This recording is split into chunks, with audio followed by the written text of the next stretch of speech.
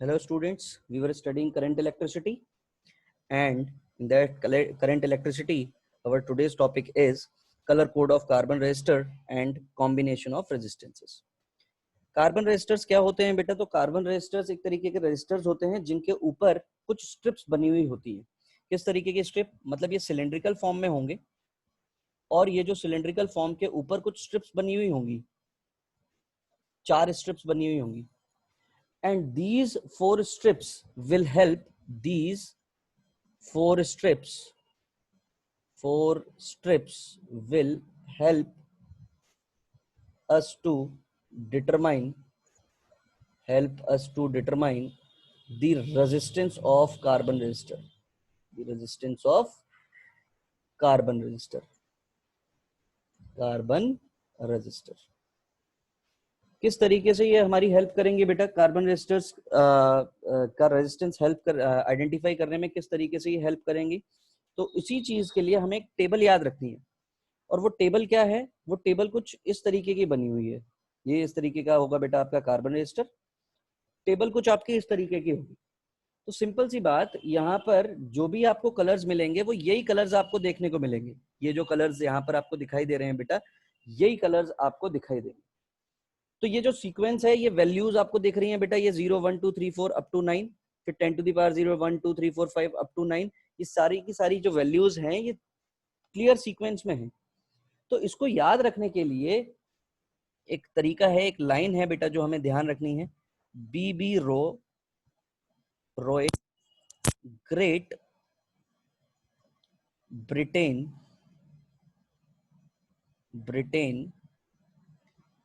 Very good wife. बस ये line हमें अगर ध्यान है तो सिंपल सी बात ये कि हमें ये पूरी टेबल याद है। किस तरीके से?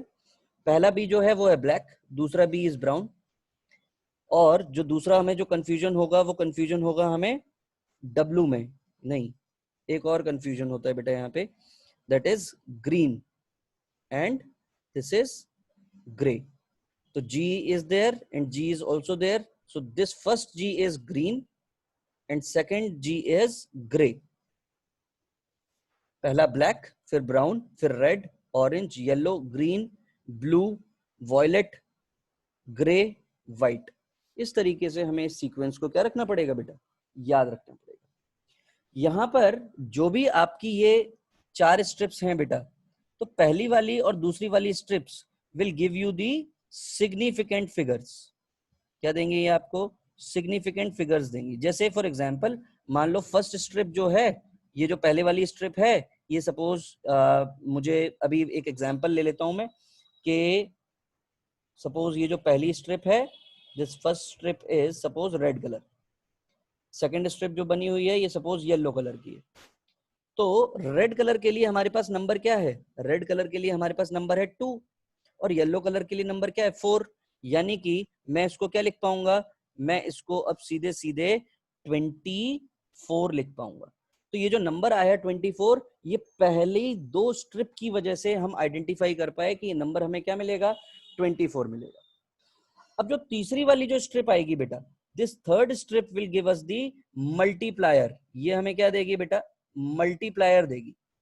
मल्टीप्लायर मतलब जो भी हमारी टेबल थी, इस टेबल में ये मल्टीप्लायर्स लिखे हुए हैं, जो 10 टू द पावर में लिखे हुए हैं, दीज आर कॉल्ड मल्टीप्लायर्स। तो सपोज मैंने यहाँ पर एक एग्जांपल ले लिया कि ये जो कलर है ये सपोज हमारा वॉयलेट है। तो ऑब्वियस सी बात है, जो भी हमारा वॉयलेट कलर है, वॉयलेट कलर में हमारी पावर कितनी है? 10 टू द पावर 7।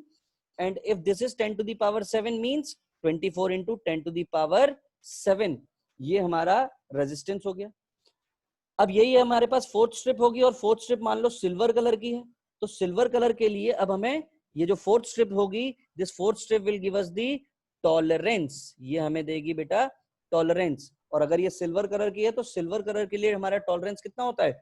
10%। यानी कि मैं इसको क्या लिख दूंगा? Plus minus 10%। तो ये हमारा क्या हो गया? रेजिस्टेंस हो गया। इस कार्बन रजिस्टर का टोटल रेजिस्टेंस कितना हो गया? 24 into 10 to the power 7 plus minus 10%। लेकिन अगर मान लो ये फोर्थ बैंड नहीं होता, if no fourth band is there, इसका मतलब ये है कि वहां पर जो आपकी टॉलरेंस होगी वो कितनी होगी? 20% होगी। तो सिंपल सी बात, एक चीज हमें ध्यान रखनी है कि जो भी हमारा फोर्थ बैंड होगा वो या तो गोल्ड होगा या सिल्वर होगा या फिर कोई भी फोर्थ बैंड नहीं दिया गया होगा। पहले दो जो बैंड्स होंगे वो मुझे वैल्यूज देंगे, मतलब सिग्निफिकेंट फिगर्स देंगे, और जो तीसरी जो स्ट्रिप होगी वो मुझे क्या दे देगी बेटा, मल्टीप्लायर दे देगी। तो सिंपल सी बात ये कि अगर मान लो सपोज मुझे ये क्वेश्चन कुछ इस तरीके से दिया गया होता, तो येलो मतलब 4, वॉयलेट मतलब 7, देख लो चेक कर लेते हैं, येलो मतलब 4, वॉयलेट मतलब 7 into 10 to the power orange colour कितना है, ऑरेंज इज 3, यानी कि 10 टू दी पावर क्या लिख देंगे इसको 3, प्लस माइनस गोल्ड है तो गोल्ड का टॉलरेंस 5% होता है। यही तरीका है बेटा कार्बन रेजिस्टेंस का, रेजिस्टेंस आइडेंटिफाई करने का तरीका। अब जैसे कि अगर मान लो यही क्वेश्चन कुछ इस तरीके से दिया गया होता कि ये हमारे पास एक स्ट्रिप, ये दूसरी स्ट्रिप, ये तीसरी स्ट्रिप और ये चौथी स्ट्रिप, सपोज ये मुझे दे दिया ब्लू, ये मुझे दे दिया ग्रीन, ये दे दिया मुझे येलो और ये मुझे दे दिया सपोज गोल्ड। तो ब्लू कलर मतलब 6, ग्रीन कलर मतलब ग्रीन कलर मतलब 5, यानी कि 65, येलो मतलब 4, यानी कि into 10 to the power 4, plus minus gold मतलब 5%, यानी कि this will be 5%. So this is the way to identify the resistance of the carbon resistors with the help of the color code. In color code की help से हम क्या कर सकते हैं बेटा, we can identify the resistance of the carbon resistors. Simple सा तरीका। अब अगली जो हमारी कहानी है बेटा, दैट इज रेजिस्टेंस हमें पता चल गया था, और रेजिस्टेंस में ही अब हमें जो पढ़ना है बेटा that is combination of resistance. हमें क्या पढ़ना है अब, कॉम्बिनेशन ऑफ रेजिस्टेंस। तो सबसे पहले कॉम्बिनेशन ऑफ रेजिस्टेंस में क्या आता है हमारा, रेजिस्टेंस इन सीरीज। तो सिंपल सी बात, ये चीज हम लोग ऑलरेडी 10th स्टैंडर्ड में भी पढ़ चुके हैं बेटा, कि सीरीज में जो भी हमारे रेजिस्टेंसेस होते हैं वो कुछ इस तरीके के कॉम्बिनेशंस में लगे हुए होंगे। तो सिंपल सी बात, एक रेजिस्टेंस दूसरे रेजिस्टर का क्या पकड़ना चाहिए, हाथ पकड़े हुए होना चाहिए। तो यही हमारा क्या हो जाएगा, यही हमारा सीरीज कॉम्बिनेशन हो जाएगा। सिंपल सी बात, यहाँ पर हमारे पास V वोल्ट की बैटरी लगी हुई है, तो यही जो हमारे V वोल्ट की बैटरी है, ये वोल्टेज क्या हो जाएगी बेटा, ये वोल्टेज हर जगह पर डिस्ट्रीब्यूट हो जाएगी, यानी कि V1, V2, V3, V4 distribute हो जाएगा। मतलब हर एक रेजिस्टेंस के अक्रॉस मुझे यहाँ पर डिफरेंट पोटेंशियल मिलेगा। और अगर मैंने यहाँ से I अमाउंट का करंट फ्लो कराया है, अगर मैंने यहाँ से I अमाउंट का करंट फ्लो कराया है, तो करंट तो पूरे के पूरे सर्किट में कैसा रहने वाला है बेटा, सेम फ्लो करने वाला है। और अगर ये सेम फ्लो करने वाला है, इसका मतलब क्या है कि I जो रहने वाला है बेटा, I will remain same in case of series, in case of series. तो एक बात तो ये समझ में आई। अब मुझे निकालना है इक्विवेलेंट, और इक्विवेलेंट का मतलब क्या है, I want to replace all these resistances by a single resistor. इन सारे के सारे रेजिस्टेंसेस को हटा करके मुझे एक सिंगल रेजिस्टर लगाना है। तो अगर मुझे ये सारे के सारे रेजिस्टेंसेस को हटाकर अगर सिंगल रेजिस्टर लगाना है, तो वो सिंगल रेजिस्टर तो कुछ ऐसा ही लगेगा बेटा, कि सपोज ये हमारी V वोल्ट की पहले भी बैटरी लगी हुई थी, अब भी V वोल्ट की बैटरी लगी है, और यही मेरा क्या हो जाएगा बेटा, R इक्विवेलेंट। I अमाउंट का मैंने यहाँ से करंट फ्लो करा दिया। तो ऑब्वियस ही बात है, यहाँ पर मैं सीधे सीधे V इज इक्वल टू क्या लिख सकता हूँ, IR इक्विवेलेंट लिख सकता हूँ। और मुझे एक चीज और पता है कि सीरीज के केस में ये जो V है, यही V इन चारों के सम के बराबर है। और अगर ये सबके सम के बराबर है, तो V इज इक्वल टू मैं क्या लिख सकता हूँ, V1 plus V2 plus V3 plus V4। तो V की जगह पर मुझे क्या लिखना पड़ेगा, I इंटू R इक्विवेलेंट लिख दूंगा बेटा। इसकी जगह पर मैं I इंटू R1, क्योंकि जो भी हमारा करंट है वो करंट यहाँ पर भी I है, और R1 हमारा रेजिस्टेंस है, तो यहाँ पर पोटेंशियल ड्रॉप कितना हो गया, I इंटू R1 का potential drop, I into R2, I into R3, I into R4, यानी कि I तो हर जगह से क्या हो जाना है, I will get cancel out, so R equivalent will be equal to R1 plus R2 plus R3 and so on. मतलब अगर मेरे रेजिस्टेंसेस सीरीज में लगे हुए होंगे, तो सीरीज में उनका R इक्विवेलेंट निकालने का जो फॉर्मूला होगा वो यही होगा कि जितने भी हमारे रेजिस्टेंसेस हैं, उन सारे के सारे रेजिस्टेंसेस को आप इंडिविजुअली क्या कर दीजिए बेटा, ऐड कर दीजिए। तो वही चीज आपको क्या मिल जाएगी, वही चीज आपको R इक्विवेलेंट दे देगा। तो मुझे यहाँ पर सीरीज के केस में सबसे पहली बात जो समझ में आई वो तो यही समझ में आई कि आई विल रिमेन सेम, पहली चीज। दूसरी इंपॉर्टेंट बात जो मुझे समझ में आई वो ये आई कि potential will be equal to the sum of the individual potential differences across the resistors. तीसरी इंपॉर्टेंट बात जो समझ में आई वो ये समझ में आई कि जो आर इक्विवेलेंट होगा will be greater than the R largest present in the circuit, R largest present in the circuit. इसका क्या मतलब हुआ? R largest present in the circuit, जैसे फॉर एग्जांपल 1 2 3 4, ये 1 ओम, ये 2 ओम, ये 3 ओम और ये बेटा 4 ओम। अगर ये मुझे रेजिस्टेंसेस दिए गए हैं तो ऑब्वियस सी बात है इनका जो आर इक्विवेलेंट आएगा वो आर इक्विवेलेंट कितना आएगा? 1 + 2 + 3 + 4, यानी कि 3 6 10 ओम रेजिस्टेंस। और ये जो 10 ओम है, दिस आर इक्विवेलेंट जो है वो बड़ा है किससे? आर लार्जेस्ट से, मतलब 4 ओम से बड़ा है। This 10 ohm is greater than 4 ohm. तो ये भी एक इंपॉर्टेंट बात समझ में आई मुझे। तो इसी तरीके से अगर हम यहाँ पर कुछ पॉइंट्स अगर ध्यान से देखें बेटा कि सीरीज के केस में क्या क्या हमें पॉइंट्स मिलेंगे, तो सबसे पहला पॉइंट तो यही है कि करंट थ्रू ईच रेजिस्टेंस हमें क्या मिलने वाला है? सेम मिलने वाला है। Current through each resistance will be same. दूसरा क्या है? टोटल पोटेंशियल ड्रॉप, यानी कि V इज इक्वल टू बेटा V1 + V2 + V3 and so on, ऐसे ही मिलेगा मुझे। तीसरा क्या है? Individual potential drop are directly proportional to individual resistance. इसका मतलब समझने की जरूरत है बेटा। इसका मतलब यह है कि करंट जो आई है वो आई तो हमारा कांस्टेंट है, हर एक रेजिस्टेंस के अक्रॉस सेम है। तो V इज इक्वल टू हम क्या लिखते हैं? V is equal to IR। तो V1 इज इक्वल टू क्या लिख रहे होंगे? IR1, यानी कि V1 will be directly proportional to क्या लिख पाएंगे बेटा? R1 लिख पाएंगे सीरीज के केस में। यानी कि अगर मान लीजिए दो रजिस्टर दिए हुए हैं मुझे और ये दोनों सीरीज में लगे हैं R1 और R2, और मुझसे किसी ने इनका पोटेंशियल पूछ लिया कि पोटेंशियल का रेशियो क्या होगा, तो मैं सीधे सीधे लिख पाऊंगा V1 is equal to IR1 and V2 is equal to क्या लिख पाऊंगा? IR2, और दोनों को क्या कर दीजिए बेटा? डिवाइड। तो I से I क्या हो जाएगा? कैंसिल। तो V1/V2 मतलब इनके अक्रॉस जो रेशियो आएगा वो रेशियो R1/R2 के बराबर आएगा। तो सिंपल सी बात, यहां से हम क्या कर पाएंगे बेटा? दो रेजिस्टेंसेस के बीच में, जो रेजिस्टेंसेस हमारे सीरीज में लगे हुए हैं उनके बीच का जो पोटेंशियल ड्रॉप होगा उस पोटेंशियल ड्रॉप का हम रेशियो आइडेंटिफाई कर पाएंगे। जो भी हमारा इक्विवेलेंट रेजिस्टेंस है वो हमें समझ में आ रहा है कि सम ऑफ दी इंडिविजुअल रेजिस्टेंसेस के बराबर होगा। और जो लास्ट वाला केस है वो तो हमें बिल्कुल अच्छे से पता है बेटा कि जो भी हमारा आर इक्विवेलेंट होगा वो लार्जर होगा किससे? लार्जेस्ट इंडिविजुअल रेजिस्टेंस से लार्जर होगा। तो सिंपल सी बात, यहाँ पर जो मोस्ट इंपॉर्टेंट बातें हमें ध्यान रखनी है वो यही कि current will remain same, total potential drop जो होगा वो sum of the potential drop across the individual resistances के बराबर होगा। तीसरी इंपॉर्टेंट बात जो है वो क्या है? इंडिविजुअल पोटेंशियल ड्रॉप जो भी होगा बेटा वो directly proportional to the individual resistances होगा। चौथी बात जो समझ में आ रही है वो यही आ रही है कि इक्विवेलेंट रेजिस्टेंस जो होगा वो किसके बराबर होगा? सम ऑफ इंडिविजुअल रेजिस्टेंसेस के बराबर होगा। पांचवी बात जो हमें समझ में आ रही है कि जो भी हमारा इक्विवेलेंट रेजिस्टेंस आएगा वो लार्जर होगा किससे? लार्जेस्ट इंडिविजुअल रेजिस्टर से बड़ा होगा। तो यहाँ पर इस इंपॉर्टेंट बात को ध्यान रखेंगे बेटा कि V जो है वो डायरेक्टली प्रोपोर्शनल टू R होगा in case of series, in case of series combination. तो सीरीज कॉम्बिनेशन में अगर मेरे रेजिस्टर्स लगे हुए होंगे तो उस केस में मुझे V is directly proportional to क्या मिलने वाला है? R मिलेगा। तो ये बात मुझे ध्यान रखनी है।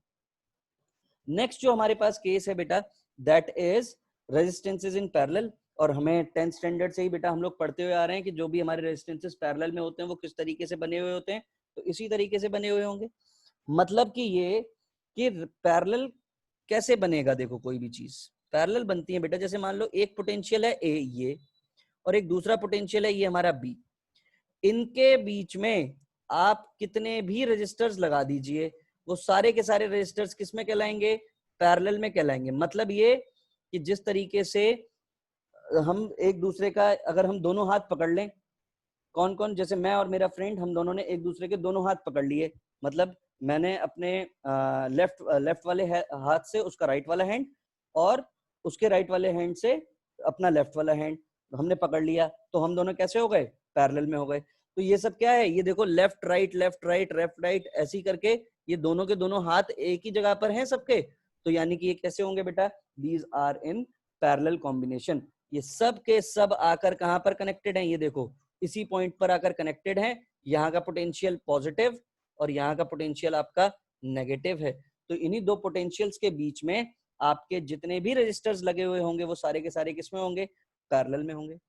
अब अगर ये सारे के सारे पैरेलल में होंगे तो सिंपल सी बात समझिएगा कि जो भी आपका करंट जा रहा है आई, वो तीन जगह पर डिस्ट्रीब्यूट होगा, I1 I2 I3। तो मैं क्या बोल पाऊंगा कि I जो होगा वो क्या हो जाएगा, I1 plus I2 plus I3, ऐसे ही लिख पाऊंगा मैं। एंड मोस्ट इंपॉर्टेंट बात, जब ये सारे के सारे रजिस्टर दो पॉइंट के बीच में ही लगे हैं तो जो पोटेंशियल इन दो पॉइंट का होगा, इन दोनों पॉइंट के बीच में जो पोटेंशियल डिफरेंस होगा वही R1 के अक्रॉस होगा, वही R2 के अक्रॉस होगा और वही R3 के अक्रॉस होगा। तो मुझे तो भैया R इक्विवेलेंट बनाना था, तो R इक्विवेलेंट मतलब एक रेजिस्टेंस लगाना है और बाकी सबको हटा देना है, यानी कि ये हो जाएगा R इक्विवेलेंट V वोल्ट, यानी कि V इज इक्वल टू हम क्या लिख पाएंगे, आई आर इक्विवेलेंट, क्योंकि यहां से जो भी करंट फ्लो होगा वो तो पूरा का पूरा आई अमाउंट का ही करंट फ्लो होगा। तो यहां पर जो सबसे इंपॉर्टेंट बात मुझे समझ में आ रही है बेटा पैरेलल कॉम्बिनेशन में, वो ये कि potential difference remains same in parallel combination. Parallel combination के केस में पोटेंशियल डिफरेंस क्या रहने वाला है, पोटेंशियल डिफरेंस सेम रहने वाला है, पहली बात।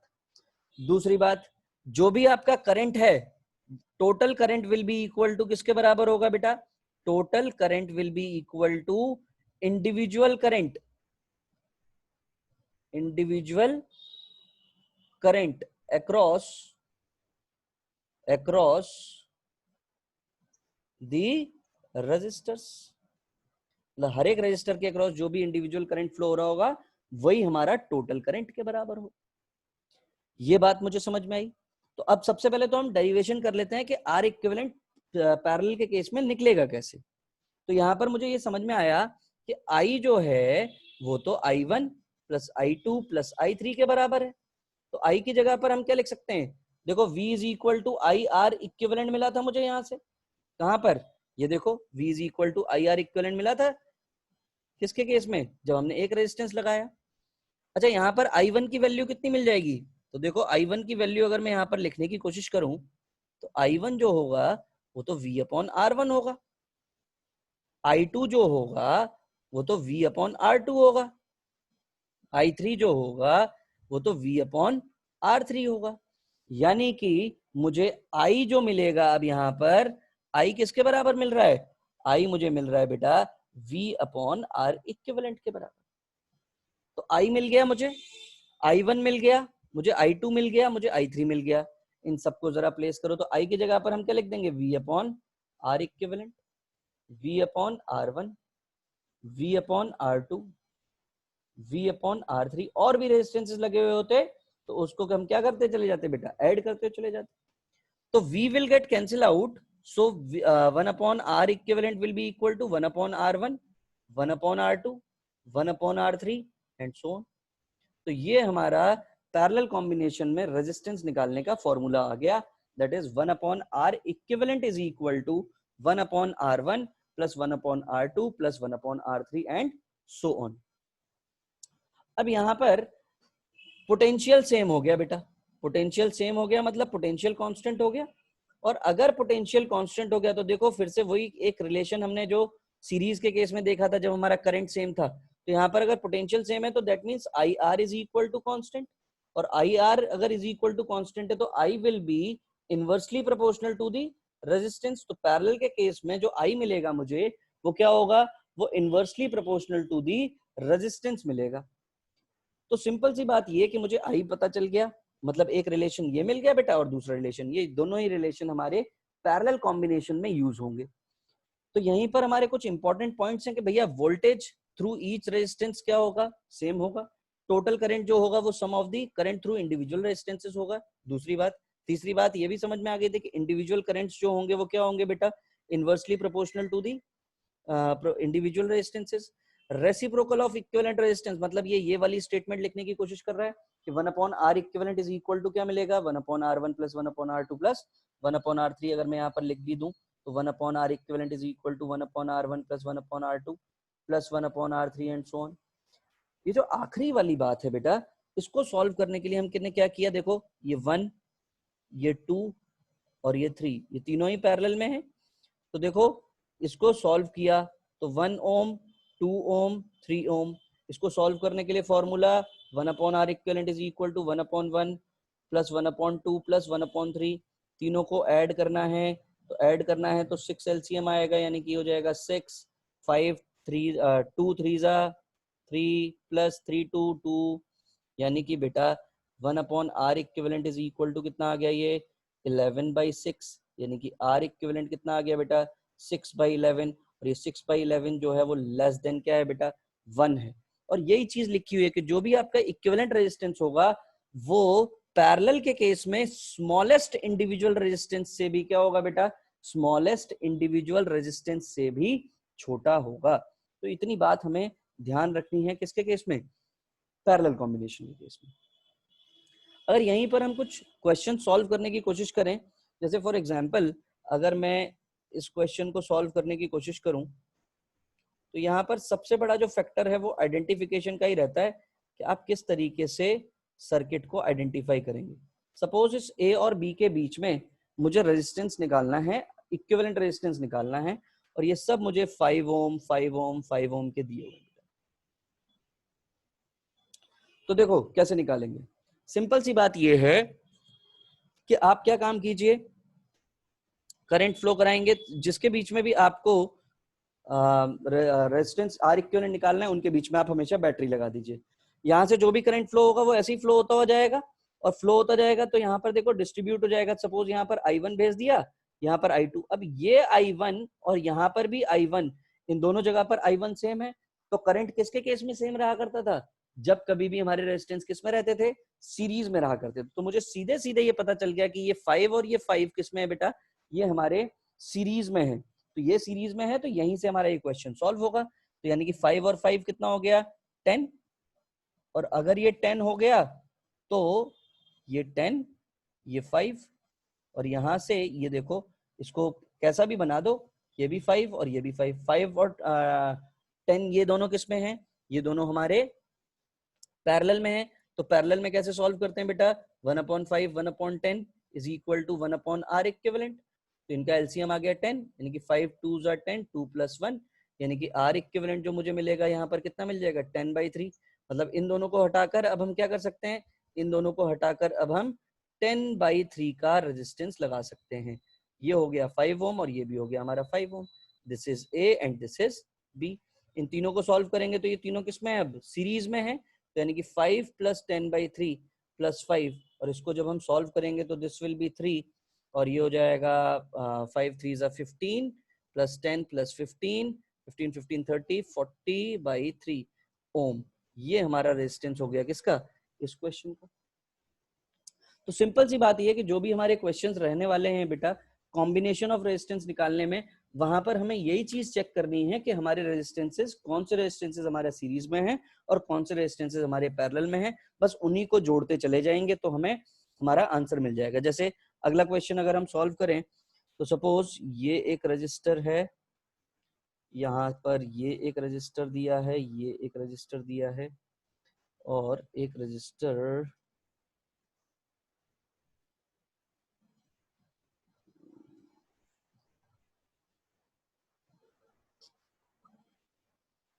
this is A and this is B. Suppose this is 3 ohm, this is 6 ohm, this is 8 ohm and this is 30 ohm. ऐसा ही है। तो सिंपल सी बात ये कि इस केस में अब देखो हमें कैसे देखना पड़ेगा कि पैरेलल और सीरीज कॉम्बिनेशन कहाँ है। ये 3 और ये 6, ये दोनों का देखो, ये A पोटेंशियल है तो यहाँ पर भी A ही पोटेंशियल होगा और यहाँ पर भी A ही पोटेंशियल होगा बेटा। मतलब 6 and 3 आर इन पैरेलल, तो 6 and 3 आर इन पैरेलल। और अगर ये पैरेलल में है तो कैसे सॉल्व करेंगे, 1/r equivalent is equal to 1/6 + 1/3। So this will be 6 1 + 2, यानी कि r equivalent will be equal to 6/3, यानी कि कितना आ गया बेटा 2 ओम। तो यानी कि ये हमारा 2 ओम हो गया, 2 ओम, ये हमारा 8 ओम हो गया, ठीक। और ये हमारा ए पॉइंट है और यहाँ से ये हमारा बी पॉइंट है और ये हमारा एक 30 ओम का रेजिस्टेंस है। तो अब ये दोनों किसमें है बेटा? अब ये दोनों तो हमारे सीरीज में हो गए, और अगर ये दोनों सीरीज में हो गए तो इसका मतलब क्या है? इसका मतलब ये है 2 और 8 10। तो ये हमने लगा दिया बेटा 10 ओम, और ये हमारा लग गया 30 का। ये हमारा ए और ये हमारा बी। ये तो वायर हैं, सर्कुलर फॉर्म में हो या रेक्टेंगुलर फॉर्म में हो कोई दिक्कत नहीं है। ये दोनों अब किस में हैं? ये दोनों अब पैरेलल में दिख रहे हैं। और अगर ये दोनों हमारे पैरेलल में हैं तो सिंपल सी बात ये है कि इसको सॉल्व करने का तरीका क्या हो गया बेटा? 1/30 प्लस 1/10, यानी कि 30, 1 प्लस 3, यानी कि 1/R equivalent is equal to 4/30। तो R equivalent is equal to 30/4, और 30/4 का मतलब होता है 7.5 ओम। तो इसका जो आंसर आ गया वो कितना आ गया? 7.5 ओम आ गया। इसी तरीके से हमें ढेरों सवाल मिलेंगे बेटा, जो हमें क्वेश्चंस को क्या करना पड़ेगा? डील करना पड़ेगा। एक और क्वेश्चन देख लेते हैं और उसके बाद फिर बाकी आप क्वेश्चंस किसी भी बुक से अगर आप सॉल्व करने की कोशिश करेंगे बेटा, तो इसी तरीके से ये क्वेश्चन सॉल्व होते हैं, कोई टेंशन वाली बात नहीं होती है इनमें। जैसे मान लीजिए अगर मैं अब अगले क्वेश्चन की अगर मैं बात करूं, तो सपोज ये हमारा 5 ओम, यहां से एक रेजिस्टेंस गया 3 ओम, यहां से एक रेजिस्टेंस गया सपोज 3 ओम, ये हमारा एक रेजिस्टेंस है सपोज 3 ओम, यहां से ये रेजिस्टेंस गया सपोज 3 ओम, यहां से ये रेजिस्टेंस आया सपोज 3 ओम, यहां से ये रेजिस्टेंस आया सपोज 3 ओम, यहां से ये रेजिस्टेंस आया सपोज 3 ओम, और यहां से ये रेजिस्टेंस गया suppose 3 ohm. So this is 5 ohm. ये वाला जो था अपना 5 ओम था, ये हमारा ए, और ये हमारा क्या है यहाँ पर? ये हमारा यहाँ पर बी है। तो 3 और 3 ये दोनों किस में दिख रहे हैं? दीज आर इन सीरीज, यानी कि ये 6 हो गया। तो इनको हटाकर अब आप क्या कीजिए, देखो अब सीधे सीधे सॉल्व करने की कोशिश करते हैं बेटा। इन दोनों को हटाया तो यहाँ पर सीधे सीधे 6 ओम आ गया। अब ये 6 और 3 किस में है? ये दोनों अब आपको पैरेलल में दिख रहे होंगे, तो इन दोनों को हटाइए, ये भी अब सीरीज में आ गया, यानी कि 2 ओम। अब ये 2 ओम और ये 3 ओम किस में है बेटा? ये दोनों भी अब सीरीज में है, क्योंकि हमें ए और बी के अक्रॉस निकालना था ना रेजिस्टेंस। तो सिंपल सी बात ये 2 और 3 5, और ये 5 किस में आ गया? यानी कि अब ये जो मेरा सर्किट बचा ये इतना ही बचा, यहाँ पर ये 5 और ये भी हमारा 5। जैसा ऊपर था वैसा ही नीचे था, तो यहाँ पर भी ये कितना मिल रहा होगा बेटा? 5 ही मिल रहा होगा। और ये ए है और ये बी है, यानी कि 5 5 5, और ये कितना हो गया टोटल? 15 ओम का रेजिस्टेंस हो गया। मतलब यहाँ पर इस वाले सर्किट में अगर आपको आंसर निकालना होगा, तो इस वाले सर्किट में आप आंसर निकालने के लिए क्या कर सकते हैं? सीधे सीधे आप पैरेलल और सीरीज कॉम्बिनेशन चेक करके आप क्वेश्चंस को सॉल्व कर सकते हैं। एक और क्वेश्चन देखते हैं बेटा। यहाँ पर मान लो ये एक आर रेजिस्टेंस, ये दूसरा आर रेजिस्टेंस, ये तीसरा आर रेजिस्टेंस, ये चौथा आर रेजिस्टेंस, ये पांचवा आर रेजिस्टेंस, ये सब आर रेजिस्टेंसेस हैं, और ये हमने वायर लगा दिया। सिंपल, एक इजी सा क्वेश्चन करते हैं। इस तरीके के क्वेश्चन हम लोगों ने कैपेसिटर के केस में भी देखे थे। तो सिंपल सी बात ये कि यहाँ पर ये जो ए है ये एक बी है, तो यहाँ पर जो पोटेंशियल इसका है वही पोटेंशियल इस पॉइंट का होगा। तो एक डिफरेंट पोटेंशियल जो मुझे मिल रहा है वो यही तो मिल रहा है, तो इसको सी नाम दे देते हैं, सी। तो यानी कि एक तो हो गया ए, और एक हो गया हमारे पास सी, और एक हो गया हमारे पास बी। तो देखो सी और बी के बीच में तो सीधे सीधे ये दो रेजिस्टेंसेस दिख रहे हैं, आर आर। अब देखो ए और सी के बीच में अगर हम देखें तो ये ए और सी, ये रेजिस्टेंस ए और सी के बीच में है, और ये भी रेजिस्टेंस ए और सी के बीच में है, यानी कि ये वाला रेजिस्टेंस ए और सी के बीच में, ये वाला रेजिस्टेंस ए और सी के बीच में ही है ये भी, और ये वाला रेजिस्टेंस भी हमारा किस में है? ए और सी के बीच में है, यानी कि आर आर आर। तो सिंपल सी बात ये कितना हो गया? 3R, और ये कितना, सॉरी r/3 और ये कितना हो गया 2r, यानी कि 2r प्लस r/3। इसको सॉल्व करेंगे तो ये आंसर कितना आ जाएगा 5 6r/3 और 6r/3 मतलब ये कितना हो गया बेटा, ये हमारा 2r हमारा रेजिस्टेंस हो गया।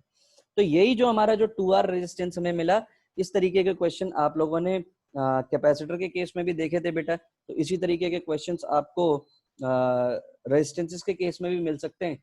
तो बस यही आपको चीजें ध्यान रखनी है और इसी की हेल्प से आप क्या कर सकते हैं, इसी की हेल्प से आप आर इक्विवेलेंट फाइंड कर सकते हैं, आप आर इक्विवेलेंट निकाल सकते हैं।